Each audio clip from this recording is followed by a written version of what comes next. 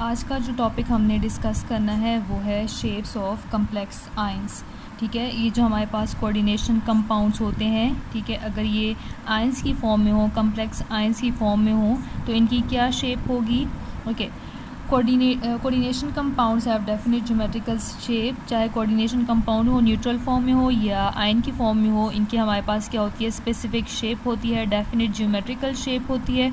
Shape क्यों बनाते हैं ये कंपाउंड्स, उसकी रीज़न हमारे पास क्या है, because the bond between central metal and the ligands is directional. ठीक है, कल हमने डिस्कस किया था कोऑर्डिनेशन कंपाउंड्स में बॉन्ड कौन सा होता है, कोऑर्डिनेट कोवलेंट बॉन्ड होता है which is directed from the donor atom towards the acceptor atom, जिसको हम एरो से रिप्रेजेंट करते हैं। तो उस डायरेक्शनल बॉन्ड की वजह से जो कि मेटल, सेंट्रल मेटल और लिगेंड्स के बीच में होता है, उस डायरेक्शनल बॉन्ड की वजह से कोऑर्डिनेशन कंपाउंड्स की क्या होती है, they have definite geometrical shape. Okay, shape जो है वो 2 फैक्टर्स पे डिपेंड करती है। फैक्टर्स हमारे पास कौन कौन से हैं, फर्स्ट वन है हमारे पास नंबर ऑफ़ लिगेंड्स, के जो सेंट्रल मेटल है उसको कितने लिगेंड्स ने सराउंड किया हुआ है, कितने लिगेंड्स उसके साथ अटैच्ड हैं, कितने लिगेंड्स के साथ बॉन्डिंग है, ठीक है, जिसको हम कोऑर्डिनेशन नंबर बी कहते हैं। सेकंड जो फैक्टर है वो है हमारे पास टाइप ऑफ हाइब्रिडाइजेशन, कि इसमें जो हमारे पास मेटल है उसकी कौन सी हाइब्रिडाइजेशन है। अगर हाइब्रिडाइजेशन चेंज हो जाती है तो उसकी स्ट्रक्चर भी क्या हो जाएगी, शेप भी क्या हो जाएगी, चेंज हो जाएगी। तो ये 2 फैक्टर्स हैं हमारे पास, first one is coordination number and the second one is type of hybridization. Okay, different हमारे पास कोऑर्डिनेशन नंबर होते हैं। मोस्ट कॉमन वन जो है वो हमारे पास 6 कोऑर्डिनेटेड कम्प्लेक्स आयंस होते हैं और 4 कोऑर्डिनेटेड कम्प्लेक्स आयंस होते हैं। इसके अलावा 5 भी होते हैं, लेकिन मोस्ट कॉमन जो है वो 6 और 4 हैं। ठीक है, तो इन सब की हम शेप देख लेते हैं। सबसे पहले हमारे पास आ रहा है 6 coordinated complex ions. 6 coordinated complex ion, simple words में हमारे पास क्या होगा, ऐसा कम्प्लेक्स आयन या ऐसा कोई भी कोऑर्डिनेशन कंपाउंड जिसमें मेटल के सराउंडिंग में 6 लिगेंड्स होंगे, तो उसको हम क्या कहेंगे, 6 कोऑर्डिनेटेड कम्प्लेक्स आयन। डेफिनेशन इसकी क्या है, complex ions in which the central metal ion is forming 6 coordinate covalent bonds और अटैच टू 6 लिगेंड्स। ठीक है, कि जो हमारे पास सेंट्रल मेटल है उसने 6 कोऑर्डिनेट कोवलेंट बॉन्ड्स बनाए हुए हों या 6 लिगेंड्स ने उसको सराउंड किया हो, इसको हम क्या कहेंगे, 6 कोऑर्डिनेटेड कम्प्लेक्स आयंस। फार्मूला इनका क्या है, जनरली हम इसको किस तरह से रिप्रेजेंट करते हैं, ML6, M is for central metal, L for ligand, और 6 का मतलब क्या है कि नंबर ऑफ़ लिगेंड्स यहाँ पे कितना है, 6। ओके, स्ट्रक्चर कौन सी होगी 6 कोऑर्डिनेटेड कम्प्लेक्स की, they have octahedral shape. Octahedral shape हमारे पास कौन सी होगी, इसमें यहाँ पे ये एक्सप्लेनेशन लिखी हुई है कि इसमें जो हमारे पास 4 लिगेंड्स होंगे वो सेम प्लेन में लाए करेंगे। एक जो लिगेंड होगा that will be above the plane, और जो हमारे पास एक लास्ट जो होगा वो बिलो द प्लेन होगा। ठीक है, ये एक्सप्लेनेशन यहाँ पे लिखी हुई है, जिसने नोट करना हो वो यहाँ से अपने पास नोट डाउन कर लें। ओके, टाइप ऑफ हाइब्रिडाइजेशन यहाँ पे कौन सी होगी, जो 6 कोऑर्डिनेटेड कम्प्लेक्स कंपाउंड्स होते हैं इनमें जो हाइब्रिडाइजेशन होती है इट इज़ D2sp3। इससे पहले आपने फर्स्ट ईयर में जो हाइब्रिडाइजेशन की टाइप्स पढ़ी हैं, 3 टाइप्स पढ़ी हैं, sp, sp2 एंड sp3, लेकिन एक्चुअली हमारे पास और भी डिफरेंट टाइप्स होती हैं। जैसे यहाँ पे आ रही है D2sp3, इसमें क्या होगा, d ऑर्बिटॉल, ठीक है, इसके 2 हमारे पास d जनरेट ऑर्बिटॉल यूज़ होंगे, एक s होगा और p के 3 ऑर्बिटॉल्स यूज़ होंगे। तो हमारे पास कौन सी हाइब्रिडाइजेशन होगी, D2sp3 हाइब्रिडाइजेशन। ओके, एग्जांपल्स में अगर हम यहाँ पे देखें, एग्जांपल हमारे पास किसकी है, Fe(O)6 + 3। ठीक है, अगर हमें इसका नेम लिखना हो तो हम किस तरह से लिखेंगे, हेक्सा एक्वा आयरन 3, और साथ में हमें क्या लिखना होगा, आयन बी लिखना होगा, क्योंकि ये हमारे पास कौन सी फॉर्म में है, आयनिक फॉर्म में। तो इसकी हमारे पास इस तरह की शेप बनेगी, इसको हम क्या कहेंगे, ऑक्टाहेड्रल शेप। सेकंड एग्जांपल जो हमारे पास आ रही है वो किसकी है, that is of the AlF6-3 charge. ठीक है, इसका नेम अगर हम लिखना चाहें तो क्या होगा, it will be hexafluoro aluminate 3 ion. ठीक है, इसकी शेप यहाँ पे आपको नज़र आ रही है। 4 जो फ्लोरीन है, ठीक है, वो क्या है, कोऑर्डिनेट कोवलेंट बॉन्ड बनाया हुआ है एल्युमिनियम के साथ, और ये 4 जो फ्लोरीन है ये सेम प्लेन में लाई कर रहे हैं। 5th वन जो है it is above the plane and the 6th one is below the plane. तो ये जो शेप बनेगी इसको हम क्या कहेंगे, this is known as octahedral shape. Okay उसके बाद हमारे पास आ रहा है 4 कोऑर्डिनेटेड कम्प्लेक्स आयंस, ऐसे आयंस जिसमें सेंट्रल मेटल एटम 4 लिगेंड्स के साथ अटैच्ड हो, 4 लिगेंड्स के साथ बॉन्ड बनाया हुआ हो, इसको हम क्या कहते हैं 4 coordinated complex ion. General formula इनका क्या है ML4, M is for metal, L for ligand, और 4 का मतलब क्या है नंबर ऑफ लिगेंड्स यहाँ पे कितने होंगे 4। स्ट्रक्चर इसकी क्या है 4 कोऑर्डिनेटेड कम्प्लेक्स आयंस की 2 शेप्स हो सकती हैं, या तो टेट्राहेड्रल होगी या फिर हमारे पास क्या होगी स्क्वायर प्लानर। देख लेते हैं टेट्राहेड्रल कब होगी और स्क्वायर प्लानर शेप कब हमारे पास बनेगी। ओके एक साइड पे हम टेट्राहेड्रल आयंस को कंसिडर करेंगे और दूसरी साइड पे हम स्क्वायर प्लानर आयंस को कंसिडर करेंगे। फर्स्ट वन हाइब्रिडाइजेशन टेट्राहेड्रल तब होगी जब हाइब्रिडाइजेशन हमारे पास कौन सी होगी sp3,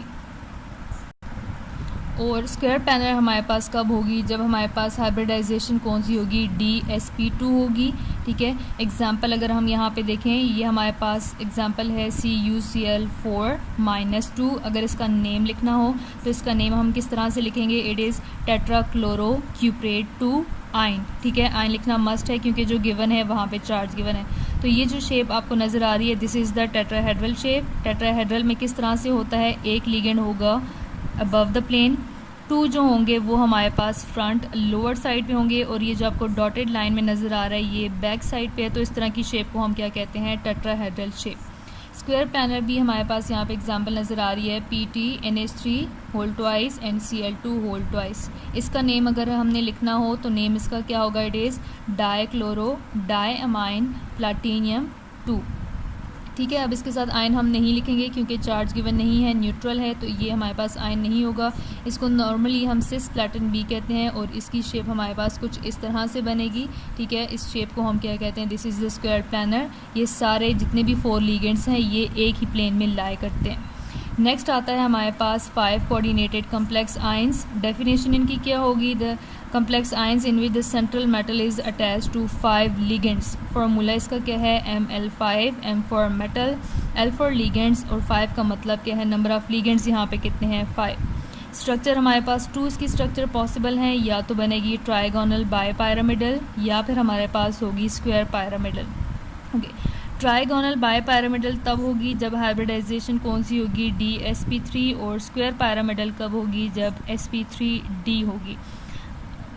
ओके ये दोनों आपको यहाँ पे भी सेम लग रही होंगी लेकिन ये सेम हाइब्रिडाइजेशंस नहीं है, ये डिफरेंट हैं। ठीक है आगे ज़्यादा डिटेल में जाने की ज़रूरत नहीं है, बस अभी सिर्फ आप ये समझ लें कि ये दोनों हाइब्रिडाइजेशन डिफरेंट टाइप्स की हैं, सेम नहीं है। एग्जांपल में अगर हम देखना चाहें ओके ट्राइगोनल बायपैरामिडल की ये हमारे पास शेप बनेगी। ठीक है ट्राइगोनल बायपैरामिडल इसको क्यों कहते हैं, क्योंकि इसमें एक हमारे पास ट्रायंगल बनता है और दोनों साइड पे ऊपर वाली साइड पे भी और लोअर साइड पे भी पैरामिड्स बनते हैं। ठीक है अगर हम बनाना चाहें यहाँ से इस तरह से और यहाँ लोअर साइड पे पैरामिड बना सकते हैं, इसलिए इसको क्या कहते हैं ट्राइगोनल बायपैरामिडल।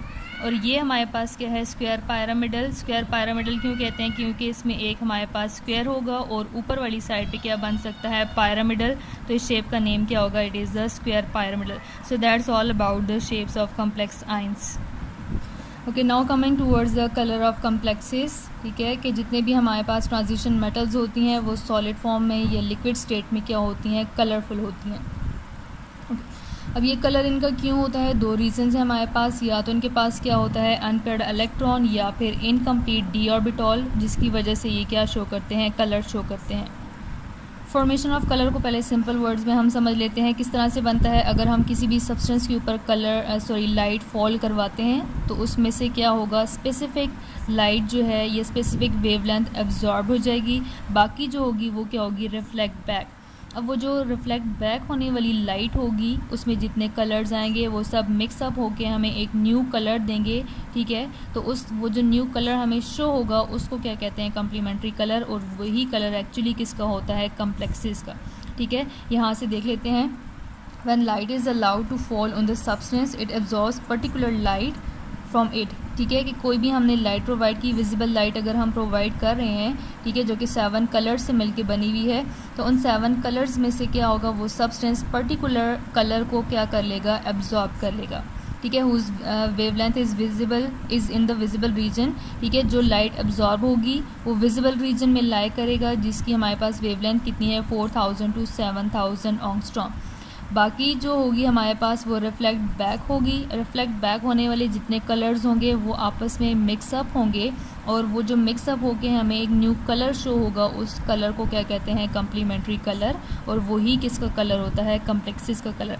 ये चीज़ याद रखिएगा, जो एब्जॉर्ब होने वाली लाइट होती है वो उसका कलर नहीं होता, जो रिफ्लेक्ट बैक हो जाते हैं कलर्स वो मिक्सअप होके न्यू कलर बनाते हैं, उस कलर को क्या कहते हैं, कम्प्लीमेंट्री कलर कहते हैं और वही कम्प्लेक्सेस का कलर है। ओके अब किस तरह से ये हमारे पास अनपेयर्ड इलेक्ट्रॉन्स या इनकम्प्लीट डी ऑर्बिटल की वजह से होता है कि ये जो हमारे पास डी ऑर्बिटल है, हमें पता है इसके 5 हमें डी जनरेट ऑर्बिटल्स बनाने होते हैं। इनके नेम क्या हैं, D Y Z, D X Z, D Z square, D X Y, D X square minus Y square. जब हम इनको एनर्जी प्रोवाइड करते हैं in the form of light, तो ये जो हमारे पास डी जनरेट ऑर्बिटल्स हैं इनमें एनर्जी का डिफरेंस आ जाता है। ठीक है, डी वाई जेड और D X Z same energy level पे होते हैं लेकिन सबसे लोएस्ट लेवल पे। इससे ऊपर जो एनर्जी जो मैक्सिमम होती है वो किसकी होती है, डी जेड स्क्वायर की। इससे ऊपर जो एनर्जी होगी ज़्यादा वो किसकी होगी, डी एक्स वाई की। और D X square minus Y square की एनर्जी क्या है, सबसे ज़्यादा है। लेट्स सपोज अब इसमें यहाँ पे डी ऑर्बिटल में क्या है, कोई भी अनपेयर्ड इलेक्ट्रॉन है। ठीक है, जो कि लेट्स सपोज पहले ये कहाँ पे था, डी वाई जेड में। जब हम इसको एनर्जी प्रोवाइड करेंगे तो ये जो हमारे पास जो डी ऑर्बिटल में अनपेयर्ड इलेक्ट्रॉन है ये एनर्जी को एब्जॉर्ब करके इन हायर डी ऑर्बिटल में अगर चला जाएगा, ठीक है, हायर डी में जाएगा, दोबारा से जब ग्राउंड लेवल पे आएगा तो ये क्या करेगा, जो एब्जॉर्ब लाइट थी उसको रिफ्लेक्ट बैक करेगा। रिफ्लेक्ट बैक होके हमारे पास लाइट इमिट होती है। लाइट इमिट होगी तो हमारे पास वो जो कंपाउंड है वो कलर नज़र आएगा। तो कलर होने के लिए ज़रूरी है कि जो हमारे पास सब्सटेंस है उसके पास क्या होना चाहिए, अनपेयर्ड इलेक्ट्रॉन। अगर अनपेयर्ड इलेक्ट्रॉन नहीं होगा तो वो क्या होगा, कलरफुल नहीं होगा, कलरलेस होगा। वही यहाँ पे लास्ट में मेंशन किया है, कलरलेस आयंस कौन से होंगे, the ions which have no unpaired electrons. अगर एक भी अनपेयर्ड इलेक्ट्रॉन नहीं है तो वो क्या होगा, कलरलेस होगा। For example Cu+1। अब इसकी इलेक्ट्रॉनिक कन्फिग्रेशन देखें, 4s0 3d10, यहाँ पे सब इलेक्ट्रॉन्स पेयर्ड हैं तो ये क्या होगा, कलरलेस। Zn+2 में 4s0 3d10 आ रहा है तो ये भी क्या होगा, कलरलेस होगा, कोई अनपेयर्ड इलेक्ट्रॉन नहीं है। Scandium+3 जो है वो भी क्या होगा, हमारे पास कलरलेस होगा। और Titanium+4 भी क्या होगा, it will also be colourless due to no unpaired electrons. Okay, book में आपके पास जो टेबल बना है इसमें आपको आयंस गिवन है, ठीक है, और इनकी कॉन्फ़िगरेशन भी गिवन है। जहाँ पे अनपेयर्ड इलेक्ट्रॉन्स हैं तो वो क्या है, कलरफुल, और जहाँ पे सारे इलेक्ट्रॉन्स पेयर्ड हैं तो वो क्या है, कलरलेस। यहाँ पे ये सब गिवन है। अब आपने करना ये है कि जो यहाँ पे वेरिएबल ऑक्सीडेशन स्टेट्स जो शो करते हैं एलिमेंट्स, उनकी ऑक्सीडेशन स्टेट लिखनी है और बताना है उनमें कौन से आयंस कलरफुल होंगे और कौन से आयंस कलरलेस होंगे। ठीक है, तो ये आपका होम टास्क है, ये आपने मुझे करके दिखाना है। Thank you.